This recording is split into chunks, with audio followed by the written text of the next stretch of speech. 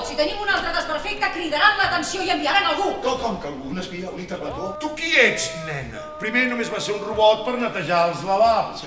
Després van tancar la taquilla, van dir que ja no feia falta.